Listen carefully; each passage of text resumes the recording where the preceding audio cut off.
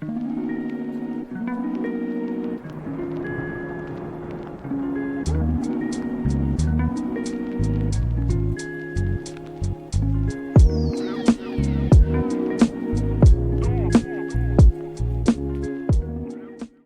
युद्ध के 5 दिन बाद भारत को इसका असर महसूस होने लगा। बढ़ते जोखिम का सामना कर रहे हैं भारत को धन प्रेषण, ऊर्जा और मुख्य निर्यात क्षेत्र। लेखक TN अशोक। जैसे जैसे खाड़ी क्षेत्र में अमेरिका, इजराइल और ईरान के बीच लड़ाई और गहरी होती जा रही है, भारत, जो लड़ाई के मैदान से हजारों मील दूर है, खुद को कई तरह के आर्थिक जोखिमों का सामना करते हुए पा रहा है जो तेल की बढ़ती कीमतों से परे कहीं ज्यादा हैं। दशकों से मध्य पूर्व भारत के लिए एक जरूरी आर्थिक जीवन रेखा रहा है, ऊर्जा का आपूर्तिकर्ता, लाखों भारतीय कामगारों के लिए एक ठिकाना और भारतीय निर्यात के लिए एक जरूरी बाजार। अब जब मिसाइल हमलों और नौसैनिक टकरावों से समुद्री परिवहन मार्ग में रुकावट आने और खाड़ी की अर्थव्यवस्थाओं के अस्थिर होने का खतरा है, तो नई दिल्ली में नीति बनाने वाले और अर्थशास्त्री इसके संभावित नतीजों का हिसाब लगाने लगे हैं। चिंता सिर्फ ऊर्जा सुरक्षा तक ही सीमित नहीं है। अगर यह लड़ाई लंबी चली तो वहां काम करने वाले भारतीयों द्वारा भारत में भेजी जाने वाली $50 अरब से ज्यादा के धन प्रेषण, एयरलाइनों का संचालन, फार्मास्यूटिकल निर्यात, आभूषणों का व्यापार और यहां तक कि भारत के सिले हुए वस्त्र उद्योग में भी रुकावट आ सकती है। ऑक्सफोर्ड इकोनॉमिक्स की अग्रणी अर्थशास्त्री एलेक्जेंड्रा हरमन ने कहा, मध्य पूर्व भारत के लिए सिर्फ तेल आपूर्तिकर्ता नहीं है। यह धन प्रेषण, व्यापार का निरंतरता और ऊर्जा आयात के जरिए भारत के बाहरी संतुलन में गहराई से जुड़ा हुआ है। वहां कोई भी लंबे समय तक अस्थिरता भारतीय अर्थव्यवस्था पर जरूर असर डालेगी। शायद सबसे बड़ी कमजोरी खाड़ी देशों में भारतीय कामगारों के बड़े नेटवर्क में है। भारत दुनिया में सबसे ज्यादा रेमिटेंस पाने वाला देश है, जिसे पिछले वित्त वर्ष में लगभग $135 अरब मिले। उस धन प्रेषण का लगभग 38% $50 अरब से ज्यादा खाड़ी देशों से आता है, जिनमें संयुक्त अरब अमीरात, सऊदी अरब, कतर, कुवैत और ओमान शामिल हैं। इस इलाके में लगभग 90 लाख भारतीय रहते हैं, जिनमें से कई विनिर्माण, खनिज तेल सर्विस, हॉस्पिटैलिटी और खुदरा क्षेत्र में काम करते हैं। ये ऐसे क्षेत्र हैं जो भूराजनीतिक संकट के दौरान तेजी से सिकुड़ते हैं। S&P ग्लोबल मार्केट इंटेलिजेंस में एशिया पैसिफिक कंट्री रिस्क की प्रमुख दीपा कुमार ने कहा, अगर संघर्ष से खाड़ी देशों में आर्थिक गतिविधियों में रुकावट आती है, तो प्रवासी कामगारों को नौकरी जाने या वेतन में कमी का सामना करना पड़ सकता है। रेमिटेंस में लगातार गिरावट से भारत का चालू खाता घाटा बढ़ेगा और रुपए पर दबाव पड़ सकता है। रेमिटेंस खास तौर पर बहुत जरूरी हैं केरल, तेलंगाना और उत्तर प्रदेश जैसे कई भारतीय राज्यों में, जहां अनेक परिवार विदेश में काम करने वाले रिश्तेदारों से घर भेजी जाने वाली रकम पर बहुत ज्यादा निर्भर रहते हैं। अर्थशास्त्री बताते हैं कि संकट के शुरुआती दौर में कभी कभी रेमिटेंस कुछ समय के लिए बढ़ जाता है, क्योंकि कामगार सावधानी के तौर पर ज्यादा पैसे घर भेजते हैं। हरमन ने कहा, अगर प्रवासी कामगार बचत वापस लाने के लिए जल्दी करते हैं, तो थोड़े समय के लिए बढ़ोतरी हो सकती है। लेकिन अगर संघर्ष महीनों तक जारी रहता है और रोजगार के मौके कम हो जाते हैं, तो कुल मिलाकर प्रवाह कमजोर हो जाएगा। भारत अपनी कच्चे खनिज तेल की जरूरत का लगभग 85% आयात करता है और इस आपूर्ति का ज्यादातर हिस्सा खाड़ी क्षेत्र से ही आता है। होर्मुज जलमध्य, जिससे होकर दुनिया का लगभग 5वां हिस्सा तेल आपूर्ति गुजरती है, मौजूदा लड़ाई में उत्तेजना का एक बिंदु बन गया है, जिससे शिपिंग इंश्योरेंस का खर्च बढ़ रहा है और कुछ जहाज मिसाइल या ड्रोन हमलों से बचने के लिए अपना रास्ता बदल रहे हैं। भारत के लिए इसके नतीजे तुरंत हो सकते हैं। कच्चे खनिज तेल की ज्यादा कीमतें सीधे आयात बिल में बढ़ोतरी का कारण बनती हैं। भारत के व्यापार घाटे में तेल का पहले से ही एक बड़ा हिस्सा है और कीमतों में लगातार बढ़ोतरी सरकार के लिए मुद्रास्फीति के प्रबंधन को मुश्किल बना सकती है।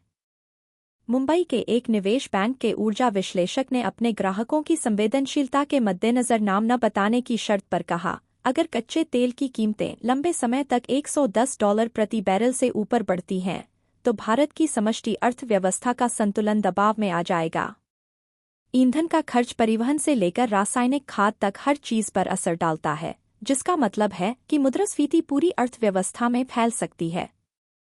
भारत की हवाई परिवहन उद्योग भी दबाव महसूस कर रही है। सैन्य कार्रवाई के कारण मध्य पूर्व के कुछ हिस्सों में आकाशमार्ग पर रोक होने के कारण भारतीय एयरलाइंस को यूरोप और उत्तर अमेरिका के लिए अपनी उड़ानों का रास्ता बदलने के लिए मजबूर होना पड़ा है। लंबे रूट का मतलब है ज्यादा ईंधन की खपत और बढ़ी हुई संचालन लागत। एयर इंडिया, इंडिगो और विस्तारा जैसी एयरलाइंस गल्फ एयर कॉरिडोर से रोजाना दर्जनों हवाई जहाज चलाती हैं। कोई भी लगातार रुकावट टिकटों की कीमतें बढ़ा सकती है और पहले से ही कम एयरलाइन के लाभ के अंतर को और कम कर सकती है। सीएपीए इंडिया के विमानन विश्लेषक कपिल कौल ने कहा, हवाई क्षेत्र बंद होने से लंबी दूरी की उड़ानों में घंटे बढ़ सकते हैं। ईंधन की कीमतें बढ़ जाती है, वायुयान के संचालन दल को काम पर तैनात करने में मुश्किलें हो जाती है और एयरलाइंस आखिरकार उन लागतों को यात्रियों पर डाल देती हैं। पहले से ही अस्थिर ईंधन की कीमतों से जूझ रही इंडियन एयरलाइंस के लिए इस संकट से लाभ और कम होने का खतरा है। इंडिया का फार्मास्यूटिकल उद्योग, जिसे अक्सर दुनिया की फार्मेसी कहा जाता है, कि मध्य पूर्व में भी बड़ी मौजूदगी है। सऊदी अरब, यूनाइटेड अरब अमीरात और इराक जैसे देश भारतीय जेनरिक दवाओं के बड़े आयातक हैं। लॉजिस्टिक्स या वित्तीय प्रणाली में रुकावट शिपमेंट और भुगतान पर असर डाल सकती है। उन्होंने कहा, खाड़ी क्षेत्र भारतीय दवा बनाने वाली कंपनियों के लिए एक जरूरी निर्यात मंजिल है। हैदराबाद की एक फार्मास्यूटिकल कंपनी के वरीय कार्यपालक अधिकारी ने कहा, शिपिंग में कोई भी देरी या बैंकिंग चैनल में रुकावट से डिलीवरी धीमी हो सकती है। अगर पाबंदियों की प्रणाली सख्त होती है या क्षेत्रीय वित्तीय नेटवर्क पर असर पड़ता है, तो निर्यातकों को भुगतान तय करने में और मुश्किलों का सामना करना पड़ सकता है। एक और क्षेत्र जो इस झगड़े को घबराहट से देख रहा है, वह है भारत का रत्न और आभूषण उद्योग। खाड़ी देश, खासकर दुबई, हीरे और सोने के लिए एक अहम व्यापारिक केंद्र है। भारतीय व्यापारी आयात और पुनर्निर्यात के लिए दुबई के सोने के बाजार पर निर्भर हैं। क्षेत्रीय आर्थिक गतिविधि में मंदी या वित्तीय प्रवाह में रुकावट से आभूषण जैसी लग्जरी चीजों की मांग कम हो सकती है। Gem and jewellery export promotion council के एक उद्योग प्रतिनिधि ने कहा, दुबई असल में वैश्विक सोने के व्यापार का नर्व सेंटर है। अगर क्षेत्रीय अस्थिरता पर्यटन या उपभोक्ता खर्च पर असर डालती है, तो इसका असर भारतीय निर्यातकों पर पड़ेगा। भारत का आभूषण उद्योग लाखों लोगों को नौकरी देता है और निर्यात राजस्व में बड़ा योगदान देता है, जिससे यह खाड़ी देशों में लंबे समय तक आर्थिक रुकावटों के प्रति कमजोर हो जाता है। भारत के टेक्सटाइल और सिले वस्त्रों के निर्यातक मध्य पूर्व को भी अपने अहम बाजार में गिनते हैं। यूनाइटेड अरब अमीरात और सऊदी अरब जैसे देशों में खुदरा क्षेत्र में भारतीय कपड़ों की बड़ी मात्रा में खपत होती है। अगर आर्थिक अनिश्चितता या राजनीतिक अस्थिरता के कारण उपभोक्ता मांग कमजोर होती है, तो ऑर्डर कम हो सकते हैं। Clothing manufacturers association of India के प्रमुख संरक्षक राहुल मेहता ने कहा, मध्य पूर्व भारतीय कपड़ों के निर्यात के लिए एक स्थिर बाजार रहा है। अगर वहां विनिर्माण और पर्यटन धीमा हो जाता है, तो खुदरा मांग आखिरकार कम हो जाएगी। इसका असर भारत के बड़े टेक्सटाइल उद्योग पर पड़ सकता है, जो लाखों कामगारों को सहयोग देता है। यह टकराव वैश्विक शिपिंग लेन को भी खतरे में डालता है, खासकर होर्मुज जलभूमध्य और ओमान की खाड़ी के आसपास। भारत आयात और निर्यात दोनों के लिए इन रास्तों पर बहुत ज्यादा निर्भर है। इस इलाके में चलने वाले जहाज़ों के इंश्योरेंस प्रीमियम पहले ही बढ़ने लगे हैं, जिससे समुद्री व्यापार की लागत बढ़ रही है। कुछ शिपिंग कंपनियां सुरक्षा की स्थिति में सुधार होने तक दूसरे रास्तों पर विचार कर रही हैं या कार्गो आवाजाही में देरी कर रही हैं। मुंबई में एक लॉजिस्टिक्स विशेषज्ञ ने कहा, अगर शिपिंग लागत काफी बढ़ जाती है, तो भारतीय निर्यातकों पर दबाव पड़ेगा। कई क्षेत्रों में मार्जिन पहले से ही कम है। भूराजनीतिक तनाव के बावजूद भारतीय वित्तीय बाजार अब तक काफी मजबूत रहे हैं। हालांकि अर्थशास्त्री चेतावनी देते हैं कि लंबे समय तक अस्थिरता से पूंजी का बहिर्गमन, मुद्रा में उतार चढ़ाव और महंगाई का दबाव बढ़ सकता है। एक वैश्विक निवेश कंपनी के एक वरीय अर्थशास्त्री ने कहा, अगर तेल की कीमतें एक ही समय में बढ़ती हैं और रेमिटेंस कम होता है, तो इससे भारत के भुगतान संतुलन पर दबाव पड़ेगा। रुपया कमजोर हो सकता है, जिससे सेंट्रल बैंक को दखल देना पड़ सकता है। भारत ने पारंपरिक रूप से खाड़ी देशों और ईरान दोनों के साथ करीबी रिश्ते बनाए रखे हैं और एक नाजुक राजनयिक संतुलन बनाए रखा है। लेकिन मौजूदा लड़ाई ने नई दिल्ली को एक मुश्किल स्थिति में डाल दिया है आर्थिक तौर पर इस इलाके पर बहुत ज्यादा निर्भर होने के बावजूद युद्ध के नतीजे पर असर डालने में यह काफी हद तक कमजोर है। फिलहाल नीति बनाने वाले इस घटनाक्रम पर सावधानी से नजर रख रहे हैं। भारत के रणनीतिगत पेट्रोलियम रिजर्व अल्पावधि में तेल आपूर्ति में रुकावटों के खिलाफ कुछ राहत देते हैं।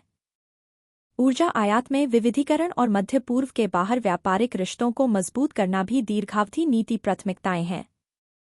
फिर भी अर्थशास्त्रियों का कहना है कि देश एक बड़े खाड़ी युद्ध के आर्थिक झटकों से खुद को पूरी तरह से नहीं बचा सकता। हरमन ने कहा, मध्य पूर्व कई तरह से भारत के आर्थिक ढांचे से जुड़ा हुआ है। अगर लड़ाई बढ़ती है या महीनों तक चलती है तो इसका असर सभी क्षेत्रों पर पड़ेगा, रेमिटेंस और ऊर्जा से लेकर निर्यात और वित्तीय बाजार तक। खाड़ी से आय पर निर्भर लाखों भारतीय परिवारों के लिए और इस इलाके की आर्थिक किस्मत से जुड़े उद्योगों के लिए मध्य पूर्व में चल रहा युद्ध कोई दूर का भूराजनीतिक नाटक नहीं है। यह एक उभरती हुई आर्थिक सच्चाई है जिसके नतीजे जल्द ही भारत के दरवाजे तक पहुंच सकते हैं।